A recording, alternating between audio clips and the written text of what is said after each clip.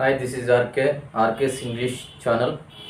Please share and subscribe my channel because it's more useful for the competitive aspirants who are writing the competitive examinations. So now we are discussing the topic is passive voice.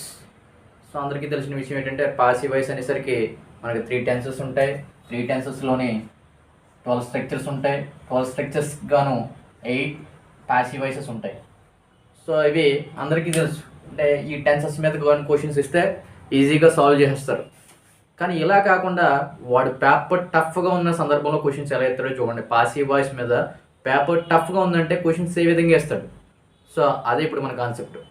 So ఏ విధంగా questions ఇస్తాడు అంటే tenses మీద base చేసుకోకుండా, అంటే tenses structure మీద base చేసుకోకుండా మనకి secondary లెవెల్లో అంటే మా ప్రైమరీ లెవెల్లో క్వశ్చన్స్ కాకుండా మనకి సెకండరీ అంటే ఇక్కడ మీరు లో అని కాదు, సెకండరీ అంటేనే టాప్లో ఉంటాయి అన్నమాట క్వశ్చన్స్. సో ఆ క్వశ్చన్స్ ఎట్లా సాల్వ్ చేయాలన్నది ఇప్పుడు డిస్కస్ చేద్దాం. పాసివ్ వాయిస్ని ఏ విధంగా రాయాలన్నది. So passive voice, so active voice అంటే జనరల్గా కర్తతో రాసేటువంటి సెంటెన్స్. సో కర్తతో రాముడు ఒక పుస్తకం రాసెను అన్నది యాక్టివ్ వాయిస్. దాని పాసివ్ వాయిస్ అంటే ఒక పుస్తకం రాముడి చేత రాయబడింది. సో ఇది జనరల్ వే. సో జనరల్గా ప్రతి ఒక్కరు చేసేది అనమాట. అంటే ఒక సబ్జెక్ట్ని ఆబ్జెక్ట్గాను ఒక ఆబ్జెక్ట్ని సబ్జెక్ట్గా చేంజ్ చేసి కొన్ని మార్పులు చేస్తాం వ్యాకరణం ప్రకారమును. సో దాన్నే పాసివ్ వాయిస్ అని మనం ఇంగ్లీష్లో అంటాం, తెలుగులో కర్మణి వాక్యం అని తెలుగులో అంటాం. సో ఎనీవే ఇప్పుడు ఏ విధంగా సాల్వ్ చేయాలో చూడండి. సో మనకి క్వశ్చన్స్ ఏ విధంగా వస్తాయో చూడండి ఒకసారి. For example, they would solve all questions. So they would solve all questions అనే ఇది ఒక సెంటెన్స్ ఉంది. సో ఫస్ట్ ఏం చేస్తాం, ఇది ఏ టెన్స్ అని ఫైండ్ అవుట్ చేయడానికి ప్రయత్నిస్తాం. మనం వుడ్ ఉంది కాబట్టి విల్ అంటే ఫ్యూచర్ టెన్స్ కాబట్టి దానికి పాస్ట్ టెన్స్ వుడ్ అనేసి మనం క్లారిఫికేషన్కి వచ్చేస్తాం. కానీ మనకి ఇక్కడ స్ట్రక్చర్ ఏంటనేది కంప్లీట్గా తెలియదు. అప్పుడు ఏం చేయాలంటే ఇప్పుడు ఫస్ట్ ఆబ్జెక్ట్ని ఫైండ్ అవుట్ చేయాలి. ఆబ్జెక్ట్ ఏంటి, ఎలా ఫైండ్ అవుట్ చేస్తాం, ఇక్కడ క్వశ్చన్ సాల్వ్ అనే దాని మీద వాట్, విచ్, హూ అనే 3 ప్రశ్నలు వేయాలి. అంటే ఏమిటి, సో వారు ఏమిటి సాల్వ్ చేశారు, లేకపోతే వారు దేనిని సాల్వ్ చేశారు, లేకపోతే ఎవరిని సాల్వ్ చేశారు. అంటే ఇది క్వశ్చన్ సెట్ కావట్లేదు. దేనిని సాల్వ్ చేశారంటే ఆల్ క్వశ్చన్స్, లేకపోతే వేటిని సాల్వ్ చేశారంటే ఆల్ క్వశ్చన్స్, అది ఆబ్జెక్ట్ అవుతుంది. లేకపోతే దేన్ని వాట్ అంటే ఏమిటి సాల్వ్ చేశారు, ఆల్ క్వశ్చన్స్. సో ఈ ఆల్ క్వశ్చన్స్ అనేది దీనికి ఆన్సర్ రెండింటిలో దేనికైనా ఆన్సర్ వస్తే, అంటే మూడిట్లో ఏ ఒక్కదానికైనా ఆన్సర్ రావచ్చు. మూడిట్లో ఏ ఒక్కదానికి ఆన్సర్ వచ్చినా సరే అదే ఆబ్జెక్ట్. ఆ ఆబ్జెక్ట్ ఇంకా సబ్జెక్ట్ కింద రాస్తాం. సో ఇక్కడ ఆల్ క్వశ్చన్స్ అనేది అక్కడ ఆబ్జెక్ట్ అయితే ఇక్కడ సబ్జెక్ట్ అవుతుంది, ఆల్ క్వశ్చన్స్. సో వుడ్ అనేది ఉంది చూడండి ఇక్కడ, అంటే ఆక్సిలరీ వెర్బ్. సో దీన్నే మనం ఏమంటారంటే హెల్పింగ్ వెర్బ్ అని కొందాం అంటారు, ఎందుకంటే ఇక్కడ మెయిన్ వెర్బ్ ఉంది కదా. సో వుడ్ తర్వాత బిఈ రాయండి. బి రాసిన తర్వాత నెక్స్ట్ ఇక్కడ ఉన్నటువంటి V1 సాల్వ్ SOLVE, దీనికి పాస్ట్ పార్టిసిపుల్ రాయండి, సాల్వ్డ్. సో నెక్స్ట్ బై రాసి ఫైనల్గా ఇక్కడ ఉన్నటువంటి సబ్జెక్ట్ని ఆబ్జెక్ట్ చేద్దాం. ఇక్కడ సబ్జెక్ట్ దే, ఆబ్జెక్ట్ ఏమవుతుంది, దెమ్ అవుతుంది అనమాట. సో ఇది జనరల్ వే, అంటే ఎలా దీని పాసివ్ వాయిస్ రాయాలి అనే దానికి. For example one more example చూడండి. They must explain all questions అన్నాం. జనరల్గా వినండి. So they must explain all questions. So ఇప్పుడు ఫస్ట్ ఎక్స్ప్లెయిన్, ఏం ఎక్స్ప్లెయిన్ చేశారు, all questions. So all questions అనేది ఆబ్జెక్ట్. ఈ ఆబ్జెక్ట్ని తీసుకొచ్చి ఇక్కడ సబ్జెక్ట్ని చేంజ్ చేస్తాం. So all questions. సో ఇక్కడ ఉన్నటువంటి అంటే మనకి model, so model or auxiliary verb అంటారు, లేకపోతే కొంతమంది హెల్పింగ్ వెర్బ్ అని పిలుస్తుంటారు. సో దాన్ని యాజ్ ఇట్ ఈజ్గా రాస్తారు. సో ఇక్కడ సబ్జెక్ట్ ఏదైనా సరే, సో సబ్జెక్ట్ ఏదైనా there is no subject verb agreement here. So పలానా సబ్జెక్ట్ వస్తే పలానా వెర్బ్ రావాలని లేదు, డైరెక్ట్గా ఇక్కడ ఏదైతే ఉందో రాస్తాం. మస్ట్ రాసిన తర్వాత బిఈ రాసి ఇక్కడ ఉన్నటువంటి B1 ఫామ్కి అంటే ప్రెజెంట్ టెన్స్ ఫామ్కి పాస్ట్ పార్టిసిపుల్ అంటే explained. EXPLAINED explained. Next by use చేసి ఇక్కడ ఉన్నటువంటి సబ్జెక్ట్ ఏదైతే ఉందో దానికి ఆబ్జెక్ట్ రాస్తాం. దే అనే సబ్జెక్ట్ ఏదైతే ఆబ్జెక్ట్ ఏమవుతుంది, దెమ్ అనేది అవుతుంది. ఓకేనా? సో ఇలా సాల్వ్ చేయాలి. సో ఇలాంటి మోడల్స్ ఏమేమి ఉంటాయో అవన్నీ నేను రాస్తాను. అవన్నీ రాసిన తర్వాత వాటిని ఎలా రాయాలనేది స్ట్రక్చర్ చెప్తాను. అంటే ఫస్ట్ ఇప్పుడు దీన్ని ఎలా సాల్వ్ చేయాలి చెప్పాను కదా, దీన్ని ఎలా రాయాలి. సో దీనికి ఒక స్ట్రక్చర్ క్రియేట్ చేసాం. If you have a knowledge, if you have a proficiency in English, automatically you will create the structures, but it will be accepted by the all the universe. So మనం ఏ structure రాసినా అది మొత్తం universe చేత accept చేసే విధంగా ఉండాలి, అలా రాయాలి. అది ఎప్పుడు మనకు సాధ్యమవుతుంది అంటే మనం పర్టికులర్ లాంగ్వేజ్లో నిష్ణాతులం అయినప్పుడు మాత్రమే సాధ్యమవుతుంది. సో ఎనీవే మనకు ఉన్నటువంటి మిగతా అంటే ఈ లిస్ట్లో ఇక్కడ ఈ మోడల్స్లో వచ్చేటువంటి ఏవేవి మోడల్స్ వచ్చినప్పుడు ఇలా రాయాలి అనేది వరుసగా మోడల్స్ అన్ని రాస్తాను. నీట్గా చూడండి, ఒకసారి అబ్జర్వ్ చేయండి. ఇవి వచ్చినప్పుడు మాత్రమే మీరు అక్కడ ఉన్నటువంటి ఆబ్జెక్ట్ని సబ్జెక్ట్ చేసి ఇక్కడ ఉన్నటువంటి మోడల్ యాక్సిలరీ అయితే మోడల్ యాక్సిలరీ, లేకపోతే మీరు హెల్పింగ్ వెర్బ్ అనుకుంటే హెల్పింగ్ వెర్బ్ అది అక్కడ రాసి తర్వాత బీ ఫామ్ రాసి బీ ఫామ్ కాదు బిఈ అనేది రాసి, సో అక్కడ ఉన్నటువంటి V1కి V3 రాసి ఆ తర్వాత బై రాసి ఇక్కడ ఉన్నటువంటి సబ్జెక్ట్ని ఆబ్జెక్ట్ కింద చేంజ్ చేస్తాం. అది పాసివ్ వాయిస్ని. అంటే టెన్సెస్ నువ్వు ఐడెంటిఫై చేయలేనప్పుడు, అదే టెన్స్ అనేది ఐడెంటిఫై చేయలేకుండా మోడల్స్తో వాడు ఇచ్చినప్పుడు నువ్వు ఈ విధంగా సాల్వ్ చేయాలి. ఇప్పుడు పాసివ్ వాయిస్ని రాసేయడానికి అంటే మనం రాయాలనుకున్నప్పుడు కొన్ని టెన్సెస్ కాకుండా మోడల్స్ని యూజ్ చేసి ఎలా రాయాల్సి వస్తుంది. సో మోడల్స్ కాకుండా కొన్ని డైరెక్ట్ వర్డ్స్ ఉంటాయి. సో వాటిని ఎలా యూజ్ చేసి రాయాలన్నది మొత్తం క్లియర్గా చెప్తాం. దానికన్నా ముందే ఆ పదాలు ఏంటన్నది ముందు చెప్తాను చూడండి. Would, should, can, could, may, might, must, ought to, so need, dare, used to, have to, has to, had to, will have to, and shall have to.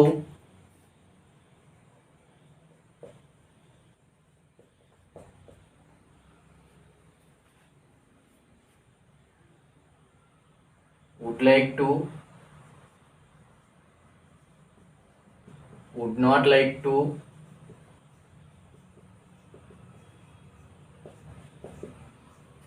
may like to,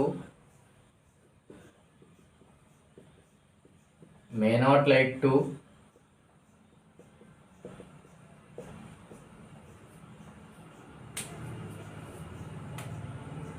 had better, had not better,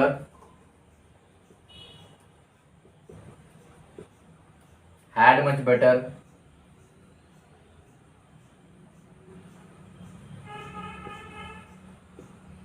so let.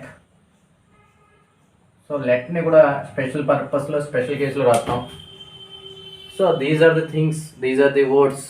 So we have to write the passive voice whenever the these words in the sentence we have some structure. So how to write the structure I will tell you. Listen. So చూడండి, ఇక్కడ would కానీ should కానీ can కానీ could కానీ మే కానీ might కానీ must కానీ ought to కానీ నీడ్ కానీ డేర్ కానీ యూజ్ టు కానీ హ్యావ్ టు కానీ హ్యాస్ టు కానీ హ్యాడ్ టు కానీ విల్ హ్యావ్ టు కానీ షల్ హ్యావ్ టు కానీ సో వుడ్ లైక్ టు కానీ వుడ్ నాట్ లైక్ టు కానీ మే లైక్ టు కానీ మే నాట్ లైక్ టు కానీ హ్యాడ్ బెటర్ కానీ హ్యాడ్ నాట్ బెటర్ కానీ హ్యాడ్ మచ్ బెటర్ కానీ ఉన్నటప్పుడు, సో దాంతోపాటు లెట్ ఉన్నటప్పుడు ఏ విధంగా రాయాలో ఇప్పుడు నేను ఎక్స్ప్లెయిన్ చేస్తాను. So for example I will take one example. So కుడ్తో తీసుకుందాం. They could teach maths. So చూడండి, they could teach maths. They వారు కుడ్ గలిగను, టీచ్ బోధించడం, మ్యాథ్స్ వారు గణితం బోధించగలిగను తెలుగు మీనింగ్. సో ఫస్ట్ ఇక్కడ మనం కుడ్ అనేదాన్ని ఐడెంటిఫై చేసాం. బేసిక్గా మనకి స్ట్రక్చర్లు ఉంటే అంటే సింపుల్ ప్రెజెంట్ కానీ సింపుల్ ప్రెజెంట్కి ఒక స్ట్రక్చర్ ఉంటుంది ప్యాసివ్ వాయిస్, ప్రెజెంట్ కంటిన్యూస్కి ఒక స్ట్రక్చర్ ఉంటుంది ప్యాసివ్ వాయిస్, ప్రెజెంట్ పర్ఫెక్ట్కి ఒక స్ట్రక్చర్ ఉంటుంది ప్యాసివ్ వాయిస్. అలా టెన్సెస్ స్ట్రక్చర్లు ఉంటే ఆటోమేటిక్గా మనకి వాటికి సంబంధించినటువంటి ప్యాసివ్ వాయిస్లు ఉంటాయి. కానీ ఇలా ఇచ్చినప్పుడు అంటే మోడల్స్తో ఇచ్చినప్పుడు ఎట్లా రాయాలని చూడండి ఒకసారి. ఇక్కడ ఉన్నటువంటి అంటే V1 అంటే వెర్బ్ మీద వాట్, విచ్, హూ అనే 3 ప్రశ్నల్లోనే ఏదో ఒక ప్రశ్నకి మనం సమాధానం పొందాలి. ఆ ఒక్క సమాధానం ఏ ఒక్క ప్రశ్నకి సమాధానం వచ్చినా సరే అంటే what they teach maths answer వచ్చిందా, ఆ ఆన్సరే ఆబ్జెక్ట్ అవుతుంది. సో అలా ఎప్పుడైతే మనం ఒక సెంటెన్స్లో ఆబ్జెక్ట్ని ఫైండ్ అవుట్ చేయగలమో అప్పుడు మాత్రమే ప్యాసివ్ వాయిస్ రాయగలము. జాగ్రత్తగా చూడండి. కొన్ని సందర్భాల్లో ఏం చేస్తారంటే ఎగ్జామ్ టఫ్ కండిషన్స్లోనే వాడు సెంటెన్స్ ఇచ్చేసి చివరిలో మీరు చివరి ఉన్నదే ఆబ్జెక్ట్ అనుకుంటారు. అట్లా అనుకోకండి. అక్కడ ఇచ్చినటువంటి వెర్బ్ ఏదైతే ఉంటుందో దాని మీద వాట్ అంటే ఏమిటి, విచ్ ఏది దేనిని, హూ ఎవరు, ఈ 3 ప్రశ్నలు ఏంటి వెర్బ్ మీద అంటే ఏమిటి టీచ్ చేస్తున్నారు, దేనిని టీచ్ చేస్తున్నారు, ఎవరిని టీచ్ చేస్తున్నారు అంటే మూడిట్లో ఏం టీచ్ చేస్తున్నారు అంటే మ్యాథ్స్. అది ఇక్కడ ఉన్నటువంటి ఆబ్జెక్టు మనం ఆబ్జెక్ట్ని ఫైండ్ అవుట్ చేసాం. ఆ ఆబ్జెక్ట్ని ఇక్కడ సబ్జెక్ట్ కింద రాస్తాం అంటే మ్యాథ్స్. సో ఇక్కడ ఉన్నటువంటి అంటే మోడల్ ఏదైతే ఉందో దాన్ని ఇక్కడ రాస్తాం కుడ్. సో అంటే యాక్చువల్గా కెనక past tense could. So could రాసిన తర్వాత బి రాసి ఆ తర్వాత ఇక్కడ ఉన్నటువంటి టీచ్ థాట్ అంటే పాస్ట్ పార్టిసిపుల్ రాయాలి TAUGHT థాట్ అని రాసి.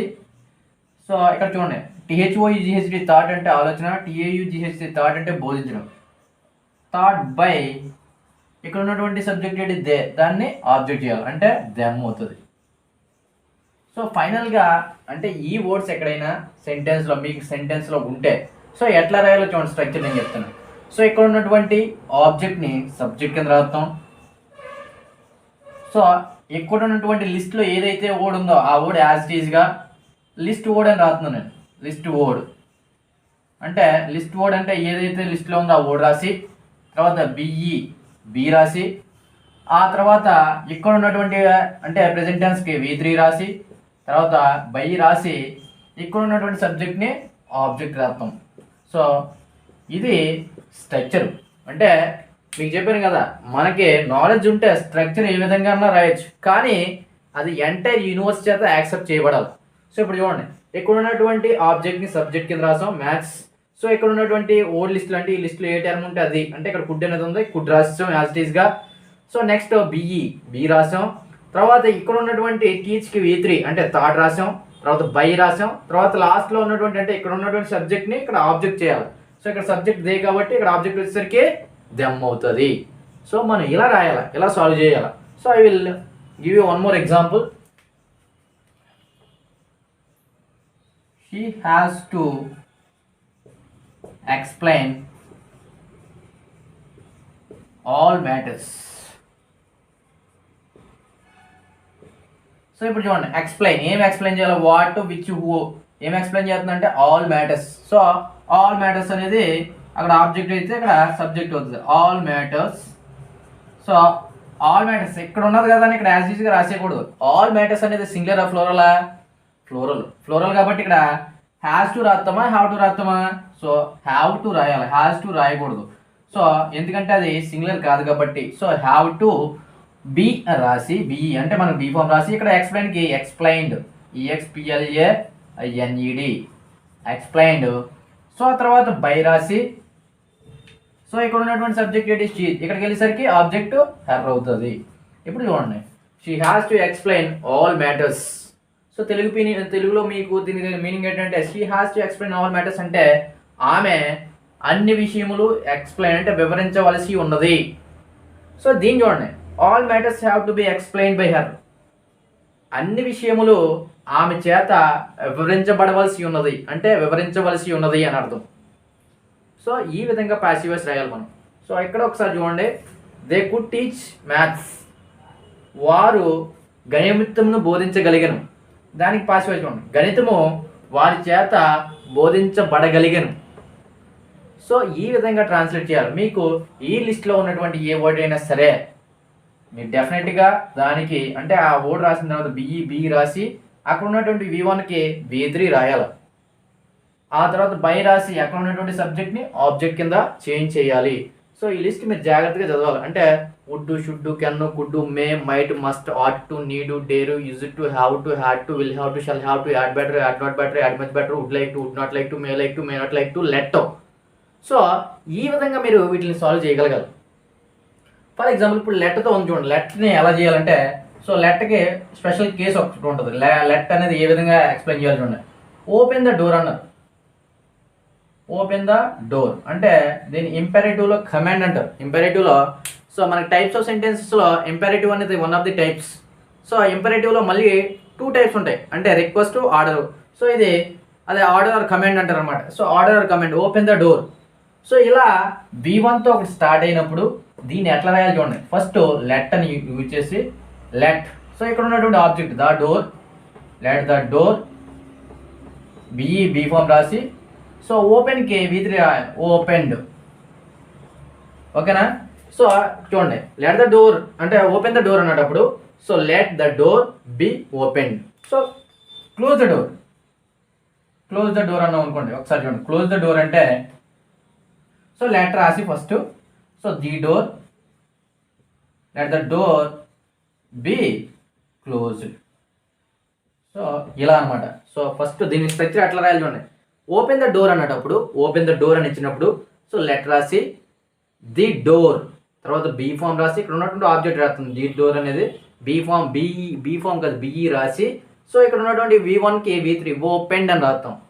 క్లోజ్ ద డోర్ చూడండి. సో క్లోజ్ ద డోర్ అని ఇచ్చాడు అనుకోండి. అంటే స్టార్టింగ్ V1తో ఉన్నప్పుడు ఎట్లా రాయాలి, లెట్ అని ఉపయోగించి అక్కడ ఉన్నటువంటి ఆబ్జెక్ట్ని ఇక్కడ రాసి ది డోర్ బి రాసి ఇక్కడ ఉన్నటువంటి అంటే ప్రెజెంట్ టెన్స్ వర్బ్కి పాస్ట్ పార్టిసిపుల్ అంటే V3 రాయాలి. So let the door be closed. So ఈ విధంగా మనం ఈ వర్డ్స్ ఎక్కడైనా కనబడితే అక్కడ ఉన్నటువంటి అంటే ఆ సెంటెన్స్లో ఉన్నటువంటి ఆబ్జెక్ట్ని ఫైండ్ అవుట్ చేయండి. ఫస్ట్ ఆబ్జెక్ట్ని ఎలా ఫైండ్ అవుట్ చేస్తాం, అక్కడ ఉన్నటువంటి వెర్బ్ మీద వాట్, విచ్, హూ అనే 3 ప్రశ్నలు వేసి 3 ప్రశ్నల్లో ఏ ఒక్కదానికైనా సమాధానం వచ్చినట్లయితే ఆ సమాధానమే ఆబ్జెక్ట్ అవుతుంది. ఆ ఆబ్జెక్ట్ని సబ్జెక్ట్ కింద రాసి ఆ సెంటెన్స్లో ఉన్నటువంటి ఈ వర్డ్స్లో ఏ వర్డ్ ఉన్నా ఆ వర్డ్ యాజ్ ఇట్ ఈస్గా రాసి ఆ తర్వాత బి పెట్టి ఆ సెంటెన్స్లో ఉన్నటువంటి V1కి V3 రాయాలి. అంటే పాస్ట్ పార్టిసిపుల్ రాసిన తర్వాత బై అని రాసిన తర్వాత ఆ సెంటెన్స్లో ఉన్నటువంటి సబ్జెక్ట్ని ఆబ్జెక్ట్ కింద చేంజ్ చేస్తాము. సో ఈ విధంగా మనం ప్యాసివ్ వాయిస్ని రాయాలి. అంటే ఈ స్ట్రక్చర్స్ గురించి ఎవరు చెప్పరు. సో క్వశ్చన్స్ కూడా మెజారిటీ ఆఫ్ ది క్వశ్చన్స్ అంటే పేపర్ టఫ్గా ఉన్నప్పుడు ఇలాంటి క్వశ్చన్స్ వస్తుంటాయి అన్నమాట. సో అప్పుడు మనం ఈజీగా వీటిని సాల్వ్ చేయగలగాలి. Thank you for listening my class.